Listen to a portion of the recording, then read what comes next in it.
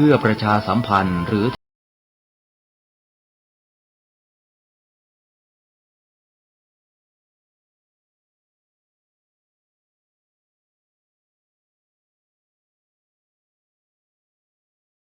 ดยพระสงฆ์ไม่ต้องเดินทางเข้าบ้านการใช้สื่อคือการทำงานเชิงรุกที่ดีที่สุดการรอให้คนเข้าวัดแล้วจึงแสดงธรรมเหมือนแต่ก่อนนั้นอาจจะสายเกินไป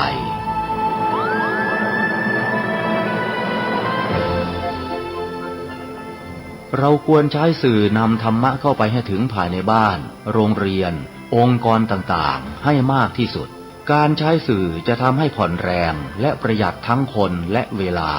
เทศนาผ่านสื่อเพียงคนเดียวเสมือนเราเนรมิตนักเผยแผ่ได้เป็นหมื่นเป็นแสน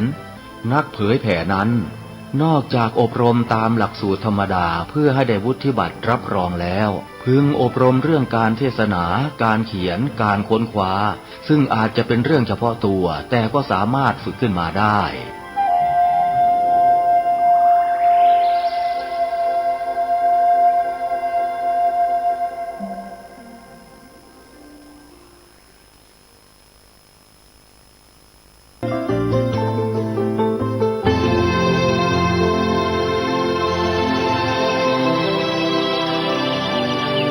วันนี้เป็นวันพระขอเรียนเชิญพุทธศาสนิกชนทุกท่านมากลั่นจิตให้ใสกลั่นใจให้เป็นบุญด้วยการให้ทานรักษาศีลและเจริญจิตภาวนาน้อมจิตให้เข้าถึงพระรัตนตรัย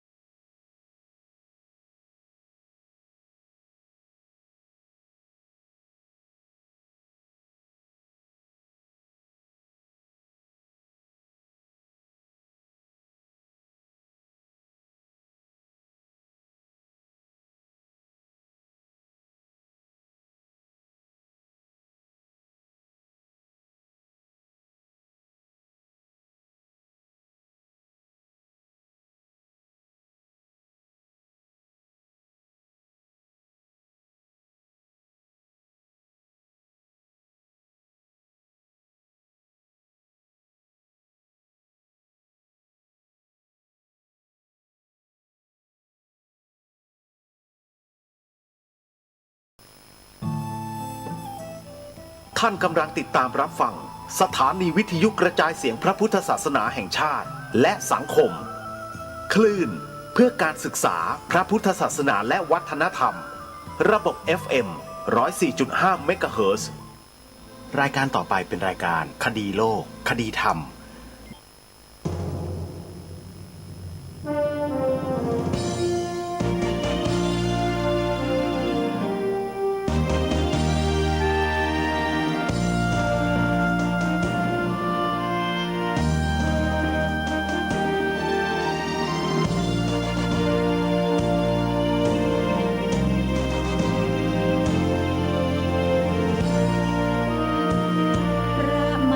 จากฟ้ามหาสเวทสวรรค์มาคุ้มครองชีพเชิดชันคุ้มเกล้าพ้องเราชาวดินเป็นองค์เดียวครอบครองฟ้าไทยทั่วถิ่นเจ้าแห่งทหารนักบินองค์เดียวหนึ่งในโลกานักบินเจ้าฟ้า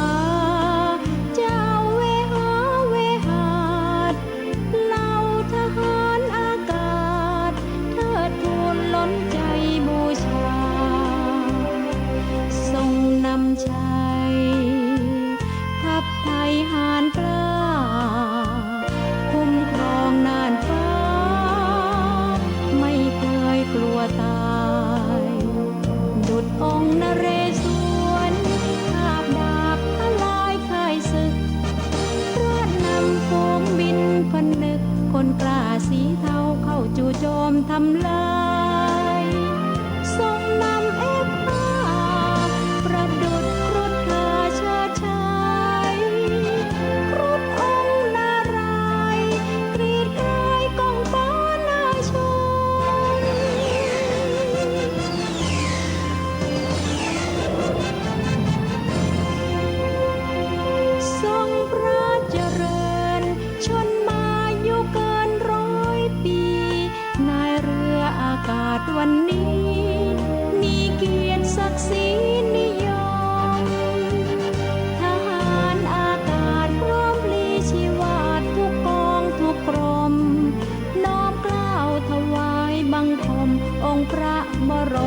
จักรีจอมไทยด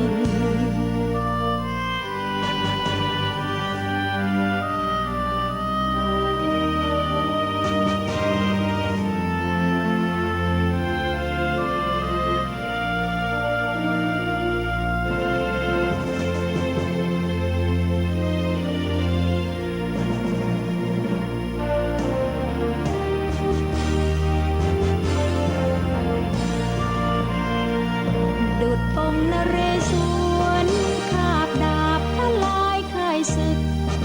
พระนำฝูงบินผนึกคนกล้าสีเทาเข้าจู่โจมทำลายทรงนำเอกผ้าประดุจครุฑคาเชิดชัยครุฑองค์นารายณ์กรีดกรายกองฟ้าหน้าชม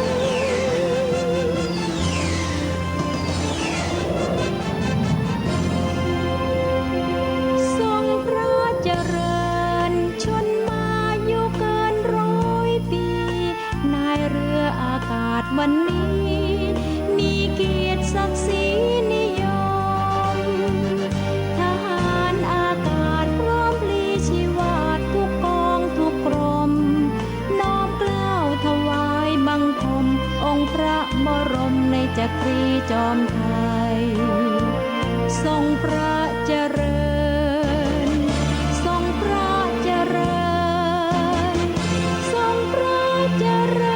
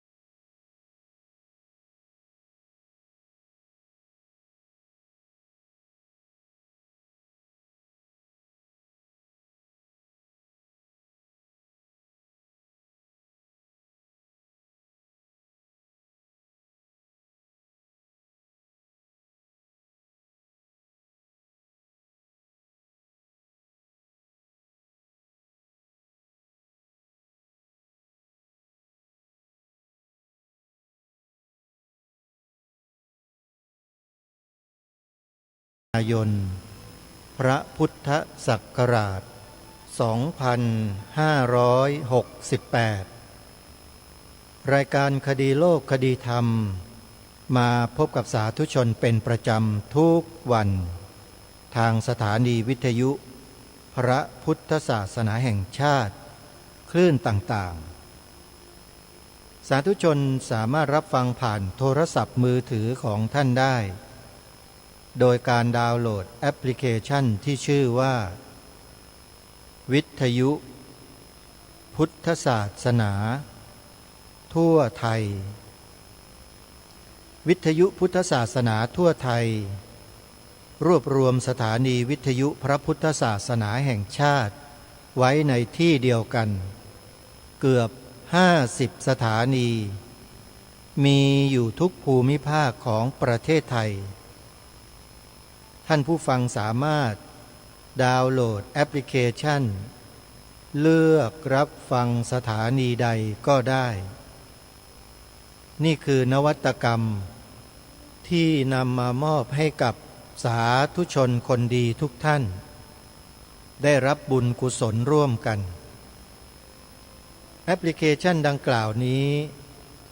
พัฒนาขึ้นโดยวัดป่าจริยธรรมอำเภอนาด้วงจังหวัดเลยหากสาธุชนท่านใดจะสนับสนุนส่งเสริมผู้จัดทำแอปพลิเคชันนี้ โดยการส่งเสริมด้วยวิธีการต่างๆสามารถทำได้โดยโทรศัพท์ไปร่วมสนับสนุนได้ที่วัดป่าจริยธรรมหมายเลขโทรศัพท์0 8 3 3 2 7 5 7 0 0 0 8 3 3 2 7 5 7 0 0ร่วมกันสนับสนุนสิ่งที่ดีมีประโยชน์ซึ่งไม่มีโทษใดๆทั้งสิ้นและผู้จัดทำมีความตั้งใจให้ธรรมะเป็นทานถ้าหากใครก็ตามแนะนำให้ผู้อื่นดาวน์โหลดแอปพลิเคชันธรรมะนี้ผู้บอกนั้นก็จะได้อานิสงส์แห่งบุญไปด้วยทั้งกลางวันและกลางคืนสาธุชนผู้ฟังทุกท่านวันนี้รายการได้เริ่มต้นด้วยบทเพลงสดุดีเจ้าฟ้านักบินถามว่าทำไมนำมาเปิดในวันนี้ญาติโยมพุทธบริษัทพี่น้องประชาชนคนไทยทุกท่านวันนี้เป็นวันสำคัญของชาติอีกวันหนึ่งคือเป็นวันเฉลิมพระชนมพรรษาสมเด็จพระนางเจ้าสุธิดาพัชรสุธาพิมลลักษณ์พระบรมราชินี3 มิถุนายนของทุกปีแล้วเนื่องด้วยพระองค์ท่านทรงเป็นเจ้าฟ้านักบินอีกพระองค์หนึ่งที่ทรงขับเครื่องบินคู่กับองค์พระบาทสมเด็จพระเจ้าอยู่หัวของพวกเราเมื่อครั้งที่เสด็จเยือนประเทศภูฏานวันนี้เป็นวันเฉลิมพระชนมพรรษาของพระองค์ท่านจึงได้นำบทเพลงสดุดีเจ้าฟ้านักบินมาเปิดให้พวกเราได้สดับรับฟังกันเพื่อน้อมรำลึกถึงพระมหากรุณาธิคุณของพระองค์ท่านสมเด็จพระนางเจ้าสุธิดาพัชรสุธาพิมลลักษณ์พระบรมราชินีเสด็จพระราชสมภพเมื่อวันที่3 มิถุนายนพระพุทธศักราช 2521 ณ ตำบลบ้านพรุอำเภอหาดใหญ่จังหวัดสงขลามีพระนามเดิมว่าสุธิดาติดใจครอบครัวของพระองค์เป็นชาวไทยเชื้อสายจีนทรงเข้าเรียนระดับมัธยมศึกษาที่โรงเรียนหาดใหญ่วิทยาลัยสมบูรณ์กุลกัญญาจากนั้นจึงทรงเข้าศึกษาหลักสูตรนิเทศศาสตร์บัณฑิตณคณะนิเทศศาสตร์มหาวิทยาลัยอัสสัมชัญจนจบการศึกษาเมื่อปีพระพุทธศักราช 2543 ต่อมาทรงเข้ารับราชการทหารในหน่วยบัญชาการถวายความปลอดภัยรักษาพระองค์ทรงดำรงตำแหน่งสูงสุดเป็นรองผู้บัญชาการหน่วยบัญชาการถวายความปลอดภัยรักษาพระองค์อัตราพลเอกพิเศษทั้งยังทรงได้รับพระมหากรุณาธิคุณจากพระบาทสมเด็จพระวชิรเกล้าเจ้าอยู่หัวเมื่อครั้งดำรงพระอิสริยยศสมเด็จพระเจ้าอยู่หัวมหาวชิราลงกรณ์บดินทรเทพวรางกูลให้ทรงดำรงตำแหน่งเป็นราชองครักษ์เวรในพระองค์และพระบรมวงศานุวงศ์หลายพระองค์ย้อนกลับไปในวันที่7 ธันวาคม พระพุทธศักราช 2557 สมเด็จพระนางเจ้าสุธิดา พัชรสุธาพิมลลักษณ์พระบรมราชินี ในเวลานั้นคือพลเอกหญิงสุธิดาวชิราลงกรณ์ได้โดยเสด็จพระบาทสมเด็จพระเจ้าอยู่หัวขณะดำรงพระอิสริยยศเป็นสมเด็จพระบรมโอรสาธิราชสยามกุฎราชกุมารในพิธีพระราชทานธงชัยเฉลิมพลวันที่ 22 กุมภาพันธ์ พระพุทธศักราช 2559 ได้ตามเสด็จในพิธีสังเวยพระป้ายในเทศกาลตรุษจีนณพระที่นั่งอัมพรสถานและปรากฏตัวอีกครั้งในวันประสูติพระเจ้าหลานเธอพระองค์เจ้าทีปังกรรัศมีโชติในปีเดียวกันต่อมาวันที่ 18 สิงหาคม พระพุทธศักราช 2559 ทางกองพระราชพิธีสำนักพระราชวังได้เผยแพร่รายงานการเสด็จพระราชดำเนินที่พระองค์ได้ตามเสด็จพระเจ้าหลานเธอพระองค์เจ้าทีปังกรรัศมีโชติไปทอดพระเนตรพระราชวังบางปะอินจังหวัดพระนครศรีอยุธยาและพลเอกหญิงสุธิดาวชิราลงกรณ์ได้รับพระราชทานพระอิสริยยศเพิ่มเติมเป็นวชิราลงกรณ์ณอยุธยาดังกล่าวมาตั้งแต่เดือนมิถุนายนปีเดียวกันวันที่ 14 ตุลาคม พระพุทธศักราช 2559 โดยเสด็จพระบาทสมเด็จพระเจ้าอยู่หัวขณะที่ยังทรงเป็นสยามกุฎราชกุมารพร้อมพระบรมวงศานุวงศ์ในพระราชพิธีถวายน้ำสงฆ์พระบรมศพพระบาทสมเด็จพระปรมินทรมหาภูมิพลอดุลยเดชบรมนาถบพิตรต่อมาในวันที่ 11 พฤศจิกายน พระพุทธศักราช 2559 พระองค์ทรงนำทำการแสดงทางทหารประกอบดนตรีราชวัลลบเริงระบำในงานวันราชวัลลบได้อย่างสง่างามและเข้มแข็งในฐานะผู้บังคับการกองผสมวันที่ 13 ตุลาคม พระพุทธศักราช 2560 มีพระราชโองการโปรดเกล้าโปรดกระหม่อมพระราชทานเครื่องราชอิสริยาภรณ์ปฐมจตุละจอมเกล้าฝ่ายในให้แก่พลเอกหญิงสุธิดาวชิราลงกรณ์ณอยุธยาอีกทั้งได้รับพระราชทานพระอิสริยยศเพิ่มเติมเป็นท่านผู้หญิงสุธิดาวชิราลงกรณ์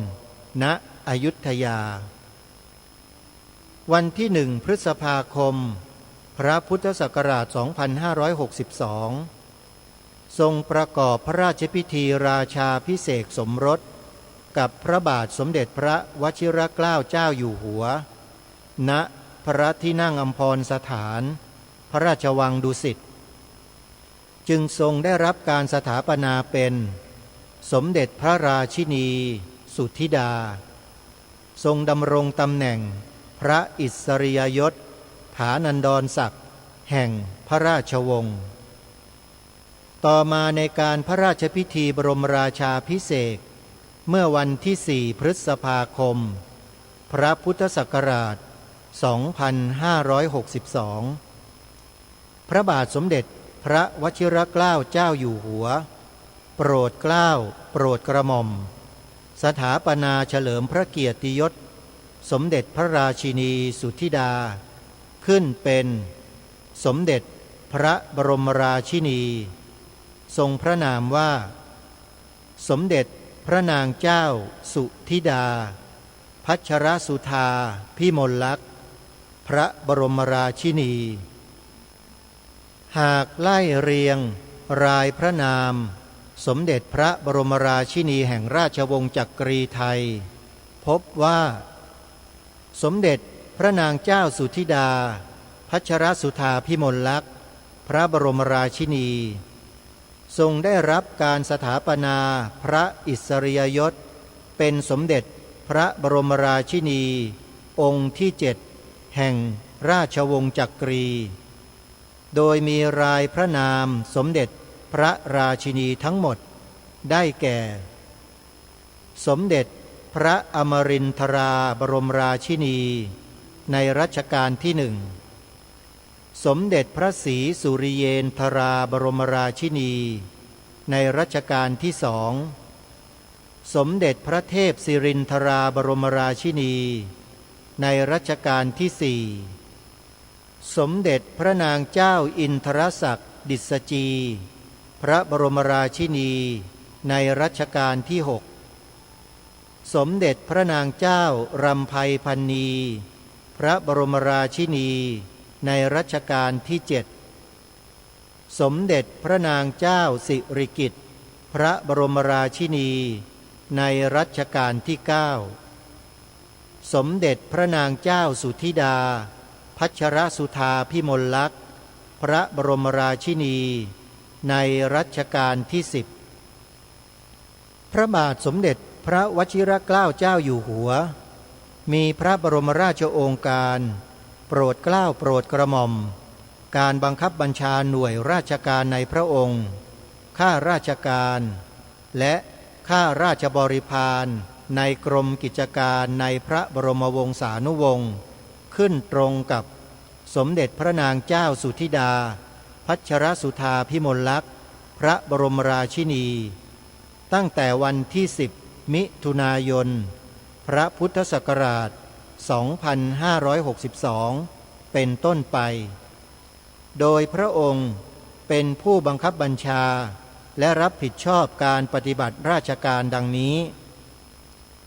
กองราชเลขานุการในพระองค์สมเด็จพระนางเจ้าสิริกิติ์พระบรมราชินีนาถพระบรมราชชนนีพันปีหลวงกองราชสำนักสมเด็จพระนางเจ้าสิริกิติ์พระบรมราชินีนาถพระบรมราชชนนีพันปีหลวงกองศิลปาชีพสถาบันสิริกิติ์มูลนิธิส่งเสริมศิลปาชีพในสมเด็จพระนางเจ้าสิริกิติ์พระบรมราชินีนาถนางสนองพระโอษฐ์และคุณข้าหลวงในพระองค์สมเด็จพระนางเจ้าสิริกิติ์พระบรมราชินีนาถพระบรมราชชนนีพันปีหลวงวันที่1 สิงหาคมพระพุทธศักราช2562สมเด็จพระนางเจ้าสุธิดาพระบรมราชินีเสด็จพระราชดำเนินเปิดงานวันสตรีไทยประจำปีพระพุทธศักราช2562ณศูนย์แสดงสินค้าและการประชุม Impact เมืองทองธานี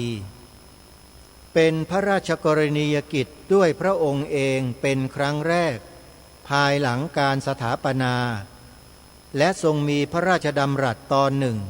ความว่าจะสืบสารพระราชปณิธานของสมเด็จพระนางเจ้าสิริกิติ์พระบรมราชินีนาถ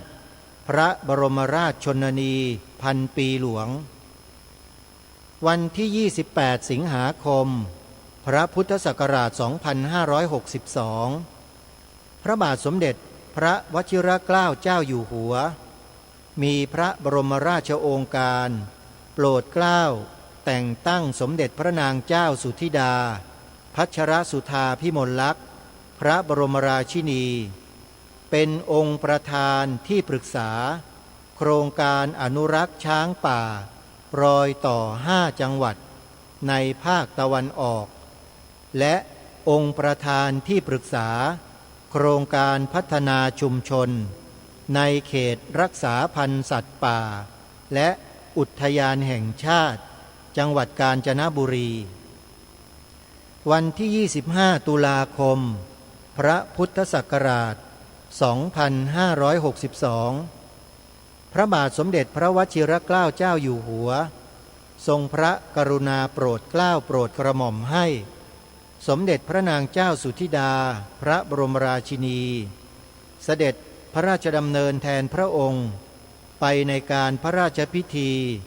ทรงบำเพ็ญพระราชกุศลถวายผ้าพระกฐินณวัดอรุณราชวรารามเขตบางกอกใหญ่กรุงเทพมหานครวันที่ 11 พฤศจิกายน พระพุทธศักราช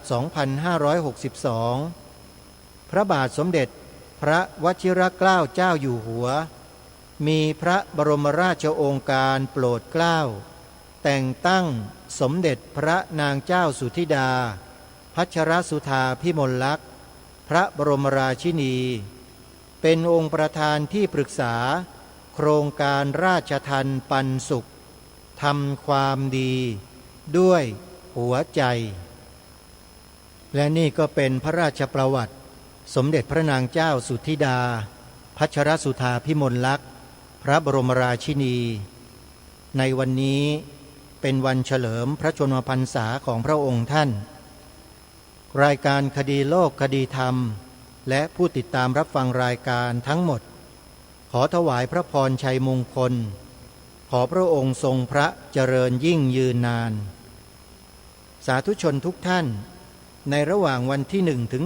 10 มิถุนายนนี้ภายในสำนักพระราชวังมีการจัดแสดงนิทรรศการธรรมนาวาวังตลอด10 วันถ้าหากว่าสาธุชนท่านใดสะดวกสามารถเดินทางไปศึกษาเรียนรู้ธรรมนาวาวังได้ทางรายการได้นำเสนอต่อท่านผู้ฟังไปเมื่อวานนี้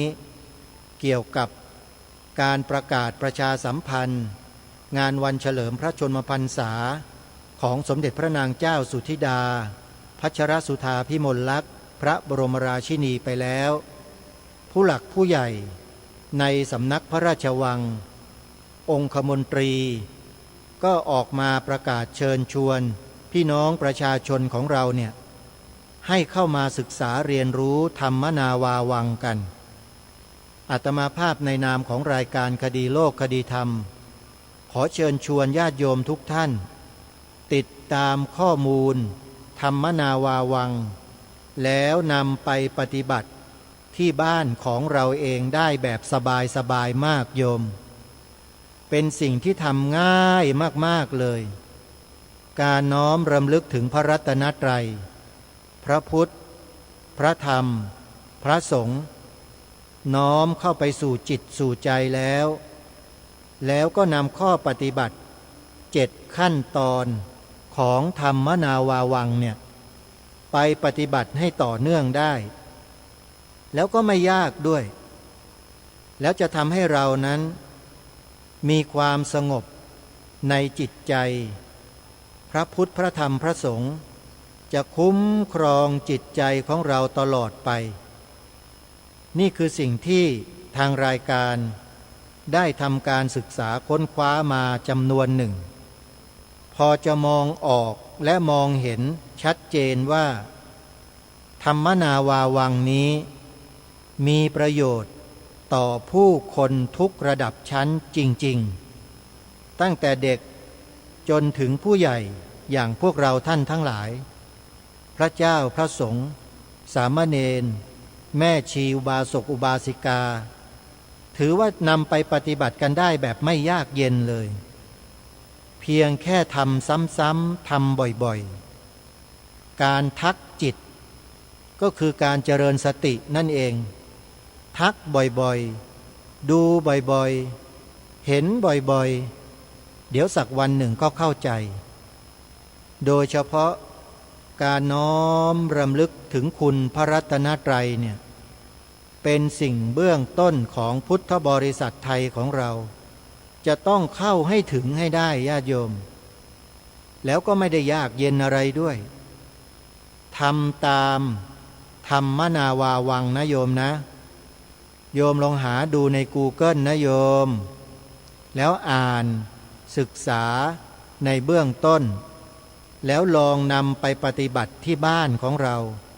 ก่อนนอนตื่นนอนสวดมนต์ทำวัดเช้าเย็นก่อนอาหารหลังอาหารได้ทั้งหมดเลยน้อมรำลึกถึงพระรัตนตรัยนะโยมอันนี้สำคัญมากและในวันนี้ทางรายการก็ได้เตรียมคลิปธรรมบรรยายเรื่องพระรัตนตรัยไว้ให้กับทุกท่านได้ทำการศึกษาเรียนรู้กันด้วยวันนี้ได้น้อมนำธรรมบรรยายเรื่องพระรัตนตรัยโดยท่านเจ้าประคุณสมเด็จพระพุทธโฆษาจารย์ปอ.ประยุตโตมาเปิดในรายการให้เราได้ฟังกันด้วยให้เราเห็นและทำความรู้จักว่าพระรัตนตรัยนั้นคืออะไรแล้วเราจะน้อมพระรัตนตรัยเข้าสู่จิตสู่ใจของเราอย่างไรเราต้องฟังให้รู้กันก่อนญาติโยมเพื่อไม่ให้เป็นการเสียเวลาไปติดตามรับฟังได้ณบัดนี้ที่พูดค้างไว้เรื่องพระรัตนตรัยว่าพระรัตนตรัยนั้นก็โยงเราเข้ามาหาธรรมะอันนี้ว่าธรรมะที่มาสัมพันธ์เกี่ยวข้องกับมนุษย์ในการที่จะใช้ประโยชน์เนี่ยก็คือหลักอริยสัจสี่เพราะฉะนั้นพูดโดยรวบรัดก็บอกว่าเมื่อถึงพระรัตนตรัยเป็นสรณะพระรัตนตรัยก็จะมาโยงเราเข้าหาอริยสัจสี่ทำให้เราเนี่ยสามารถจัดการกับชีวิตและปฏิบัติต่อสิ่งแวดล้อมได้โดยถูกต้องให้เกิดผลดีแก่ชีวิตและสิ่งที่เกี่ยวข้องทั้งหมดทีนี้ว่าพระรัตนตรัยโยงเราเข้าหาอริยสัจสี่อย่างไรก็มาดูที่คำว่าธรรมะนี่แหละเพราะว่าอริยสัจก็บอกแล้วว่าเป็นการนำเอาธรรมะนี่มาใช้ประโยชน์แก่มนุษย์อันนี้ธรรมะนั้นก็ได้พูดไปแล้วว่ามีความหมาย4ประการถ้าเข้าใจความหมาย4ประการนั้นเวลาพูดถึงคำว่าธรรมะนี่ก็จะมีภาพที่เกิดความชัดเจนในที่นี้ก็จะไม่ไปทบทวนความหมาย4อย่างของธรรมะอีกเอาเป็นว่าง่ายๆก็คือว่าเราเนี่ยมีชีวิตที่เป็นธรรมะด้วยอยู่ท่ามกลางธรรมะนั่นว่าเราจะต้องปฏิบัติให้ถูกต้องตามธรรมะคือความเป็นจริงของสิ่งทั้งหลายคือกฎธรรมชาติแห่งเช่นความเป็นไปตามเหตุปัจจัยที่ว่าเราจะต้องรู้เข้าใจมันปฏิบัติให้สอดคล้องกับความเป็นจริงของมันแล้วจะได้เอามันมาใช้ประโยชน์แล้วเกิดผลดีแก่ชีวิตของเรานะอันนี้ธรรมะนั้นอยู่ที่ไหนล่ะธรรมะก็อยู่ที่สิ่งทั้งหลายที่เราเกี่ยวข้องตั้งแต่ชีวิตของเรานี่เป็นต้นไปพูดง่ายๆในแง่นี้เอาสักความหมายหนึ่งของธรรมะก็ที่สำคัญที่สุดก็คือความจริงของสิ่งทั้งหลายนั่นเองตัวธรรมะความจริงของสิ่งทั้งหลายก็ย่อมอยู่ที่สิ่งทั้งหลายนี่แหละนี่สิ่งทั้งหลายที่เราเห็นถ้าเราเกี่ยวข้องก็ปรากฏในลักษณะที่ว่าเราเห็นความเป็นไปของมันนะเห็นความเป็นไปของสิ่งทั้งหลายความจริงของสิ่งทั้งหลายพูดในความหมายง่ายๆที่ปรากฏแก่มนุษย์ก็คือความเป็นไปของสิ่งต่างๆนะแม้แต่ชีวิตของเราเองนี่ก็มีความเป็นไปนะสิ่งทั้งหลายที่เราเกี่ยวข้องก็มีความเป็นไปเท่านั้นแหละอย่างชีวิตของเรานี่ก็มีความเป็นไปอยู่ตลอดเวลาเราก็เห็นอยู่รู้อยู่มันมีการเคลื่อนไหวอยู่เสมอแม้กระทั่งว่าเราบอกว่าหลับเหมือนกับว่าไม่เป็นไปมันก็เป็นไปใช่ไหมในเวลาหลับทั้งจิตทั้งกายก็มีความเป็นไปตลอดเวลาเอายิ่งกว่านั้นก็คือตาย ตายแล้วเนี่ยบอกว่าหยุดนิ่งแต่ที่จริงไม่ได้นิ่งมีความเป็นไปตลอดเวลาร่างกายนั้นมันก็มีความผันแปรไปมีอาการต่างๆแปลกไปจากเดิมเรื่อย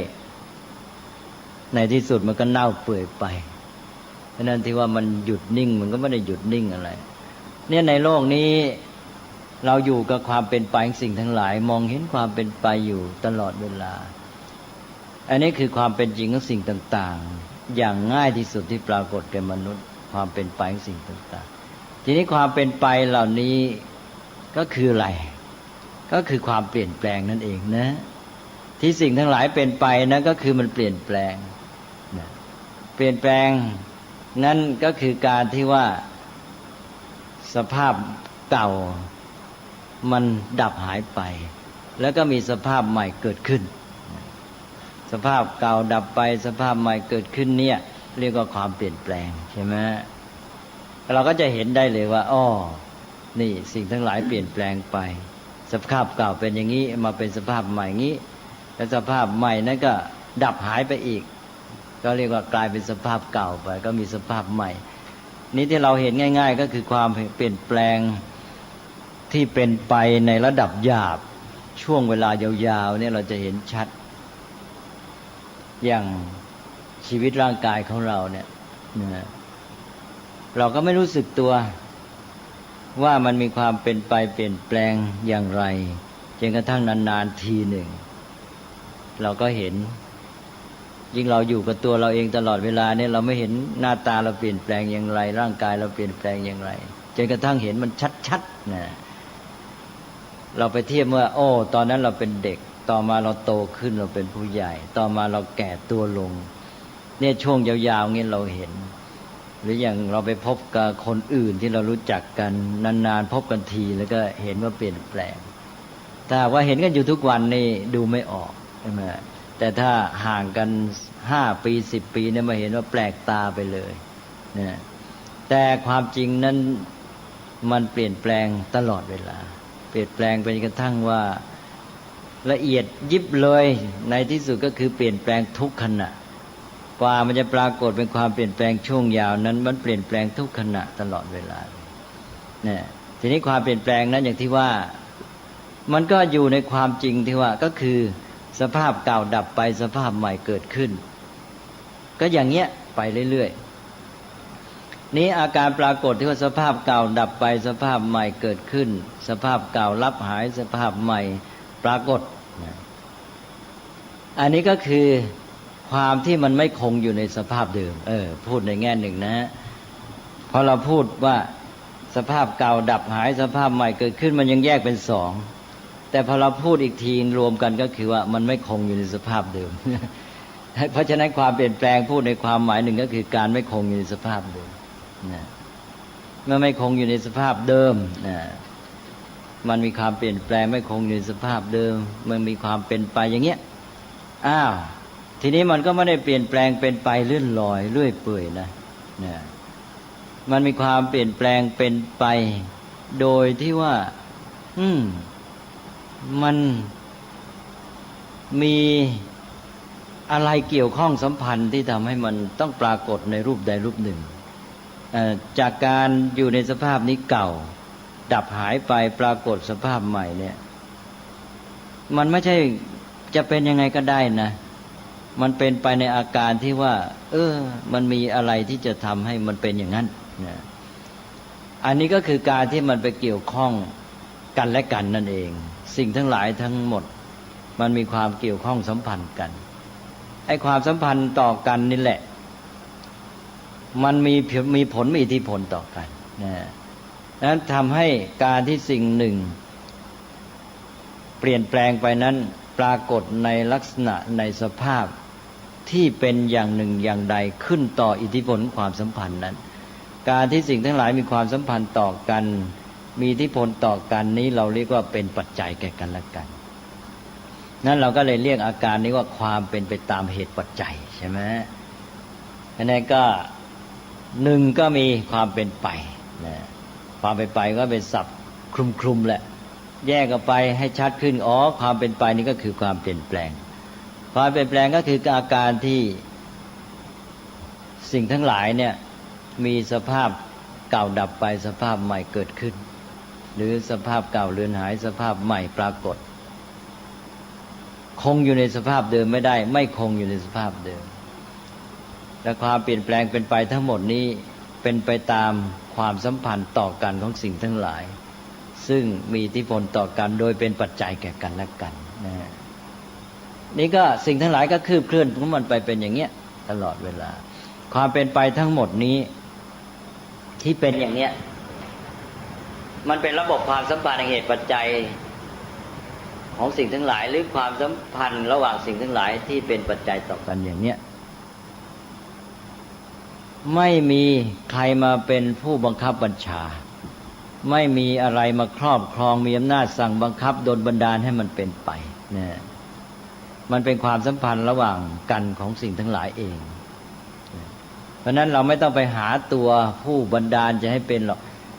หน้าที่ของเราที่จะหาตัวความจริงเพื่อจะปฏิบัติตัวมันให้ได้คือไปจับตัวปัจจัยมันได้ถ้าเราจับปัจจัยมันได้เมื่อไหร่นั่นคือเรารู้เข้าใจมันแล้วเราจะปฏิบัติต่อมันได้ถูกต้องนั้นแทนที่ไปหาตัวผู้สร้างผู้บันดาลผู้กำหนดบังคับนี่ไม่ได้เรื่องอ่ะ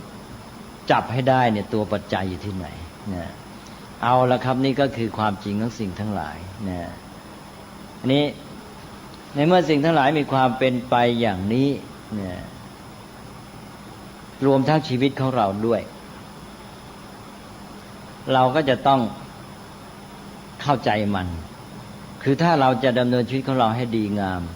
เนี่ยเราก็จะต้องปฏิบัติต่อมันให้เกิดผลดีซึ่งมันจะเป็นไปตามเหตุปัจจัยนั้นเราก็ต้องปฏิบัติให้ถูกต้องตามเหตุปัจจัยนะแน่นอนว่าเราต้องการให้ชีวิตของเราได้ดีงามเราต้องการได้รับผลดีนี่ผลดีนั้นจะเกิดขึ้นได้อย่างไรก็ต้องเกิดขึ้นจากเหตุปัจจัยของมันเราไม่รู้เหตุปัจจัยของมันแล้วเราจะไปทำให้เกิดผลดีได้อย่างไรเราก็ทำสุ่มสี่สุ่มห้าใช่ไหมปะเหมาะเคราะห์ดีไปตรงเข้าเหตุปัจจัยที่ดีไปตรงเข้ามันก็เกิดผลดีทำไม่ถูกไม่ต้องมันก็เกิดผลเสียไม่สำเร็จผลเพราะนั้นทางที่ดีก็คือว่าเมื่อสิ่งทั้งหลายเริ่มแต่ชีวิตของเรานี้มันมีการเปลี่ยนแปลงเป็นไปตามเหตุปัจจัยคือความสัมพันธ์กับสิ่งทั้งหลายที่เกี่ยวข้องก็ไปจับตัวปัจจัยนี้ให้ได้ไปมองระบบความสัมพันธ์ให้ได้และไปปฏิบัติให้ถูกต้องตามเหตุปัจจัยนี้แหละนะอันนี้ก็กลับมาดูภาพรวมของความเป็นไปหรือความจริงอันนี้นะแต่การที่สิ่งทั้งหลายนี่มันมีความสัมพันธ์ต่อกันเป็นปัจจัยแก่กันนะมันปรากฏขึ้นในสภาพใหม่อย่างไรต้องอาศัยปัจจัยในระบบความสัมพันธ์ของมันนั้นแล้วก็ปรากฏขึ้นมาอาการที่เป็นอย่างนี้มีศัพท์เรียกชื่อว่าอิทัปปัจจยตาปฏิจจสมุปบาทนะคือการที่สิ่งทั้งหลายมีความเป็นไปตามปัจจัยเพราะสิ่งนี้มีสิ่งนี้จึงมีนี่เป็นไปตามปัจจัยแล้วก็อาศัยปัจจัยในระบบความสัมพันธ์นั้นจึงปรากฏขึ้นมานะนี่เรียกว่าปฏิจจสมุปบาทรวมกันเรียกว่าอิทัปปัจจยตาปฏิจจสมุปบาทอาการที่ว่าภาวะอย่างนี้มันก็เป็นของมันอย่างนั้นแหละคือมันเป็นของมันตามธรรมดาของมันไม่ใช่ว่ามีผู้สร้างผู้บันดาลผู้มามีอำนาจครอบครองสั่งบังคับอะไรการที่มันเป็นของมันอย่างนั้นหรือภาวะที่เป็นเช่นนั้นเองเราเรียกว่าตถาตานะตถาตาตัวนี้ก็เป็นคำเรียกสั้นๆซึ่งก็คืออิทัปปัจจยตาปฏิจจสมุปบาทนั่นแหละนะเป็นอีกชื่อหนึ่งหรือเป็นคำบรรยายของคำว่าอิทัปปัจจยตาปฏิจจสมุปบาททีนี้มันเป็นอย่างนี้เพราะว่ามันอยู่ในระบบความสัมพันธ์ที่มันมีอิทธิพลต่อการเป็นปัจจัยกับกันมันก็จะต้องเป็นอย่างนี้มันไม่อาจจะเป็นอย่างอื่นไปได้ท่านก็เลยให้คำจำกัดไว้อีกเพื่อให้แน่นเข้าสำทับเข้าไปว่าอวิตตตาแปลว่าภาวะที่มันไม่อาจจะเป็นอย่างอื่นไปได้ไม่คลาดเคลื่อนไปจากความเป็นอย่างนั้นนะ แล้วอีกคำหนึ่งก็เรียกว่าอนัญญทัตตาแปลว่าความไม่เป็นอย่างอื่นเพราะมันไม่อาจจะเป็นอย่างอื่นไปได้แต่คำเหล่านี้ก็ไม่จำเป็นจะต้องสนใจมากนะพอรู้ศัพท์ที่สำคัญก็คือคำว่าอิทัปปัจจยตาปฏิจจสมุปบาทรองลงมาก็คือคำว่าตถาตาส่วนคำว่าอวิตตตานัญญทัตตาอะไรเนี่ยถือว่าเป็นคำบรรยายพิเศษเพิ่มขึ้นมาไม่จำเป็นต้องจำอันนี้ในความเป็นไปอย่างนี้นั้นนะเราก็ไปดูรายละเอียดนะที่ความเป็นไปเปลี่ยนแปลงอะไรทั้งหมดเนี่ยมันมีอาการปรากฏขึ้นมานะที่เราพูดไปแล้วก็มีอาการที่ว่ามันมีการเกิดขึ้นดับไปหรือว่าสภาพเก่าดับไปสภาพใหม่ปรากฏขึ้นเนี่ยก็คือการเกิดขึ้นดับไปเกิดขึ้นดับไปไม่มีสิ่งไหนคงอยู่เรื่อยไปมันมีแต่เกิดดับเกิดดับเกิดดับไอ้การเกิดดับนี่แหละทำให้สิ่งทั้งหลายเป็นไปได้ถ้าไม่มีการเกิดดับสิ่งทั้งหลายเป็นไปได้ยังไงใช่ไหมนี่สิ่งทั้งหลายเกิดขึ้นดับไปดับไปอาการที่มันเกิดขึ้นดับไปเป็นสภาพเก่ารับหายสภาพใหม่ปรากฏเนี่ยเรียกว่าอนิจจังแปลว่าไม่เที่ยงหรือเรียกเป็นศัพท์เป็นภาวะเรียกว่าอนิจจตาความเป็นของไม่เที่ยงไม่เที่ยงก็คือเกิดแล้วดับไปเกิดแล้วดับไปเกิดดับเกิดดับเกิดดับถ้าหากว่าจะดูความจริงให้ถึงที่สุดเนี่ยจะต้องมองให้เห็นความเกิดดับของสิ่งทั้งหลายเลยนักวิทยาศาสตร์ต่างๆก็พยายามที่จะค้นหาความจริงของความเปลี่ยนแปลงเนี่ยมาถึงการที่เกิดดับเกิดดับ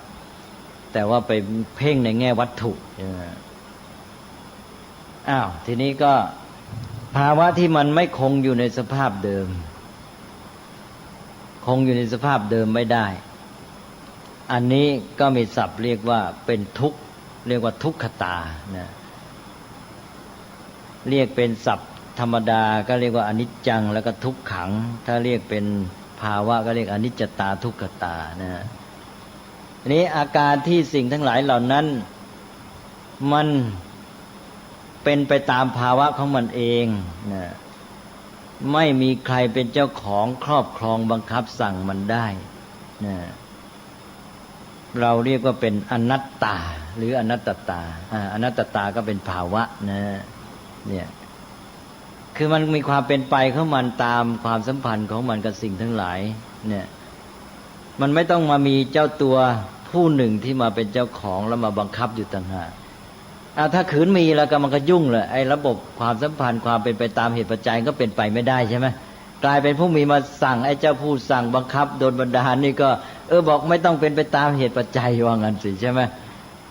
มันก็ยุ่งกันใหญ่นะเป็นไปไม่ได้นะมันไม่ได้มีไอ้ตัวผู้สั่งผู้บังคับเจ้าของครอบครองต่างหากนะดังนั้นอันนี้ก็เป็นลักษณะที่สามที่เรียกว่าอนัตตาหรือว่าเรียกเป็นภาวะอนัตตานะการที่ว่ามันไม่มีเจ้าของบังคับครอบครองสั่งบันดาลมันเป็นไปตามสภาวะของมันเนี่ยมันดำรงอยู่เป็นไปตามสภาวะของมันเนี่ยเช่นเป็นไปตามเหตุปัจจัยของมันเป็นต้นอย่างสังขารทั้งหลายเนี่ยมันก็เป็นไปตามเหตุปัจจัยของมันไม่ได้เป็นไปตามความสั่งบังคับความปรารถนาของใครทั้งสิ้นเป็นอันว่านี้ได้ลักษณะสามลักษณะสามอย่างคืออนิจจังทุกขังอนัตตาหรือเรียก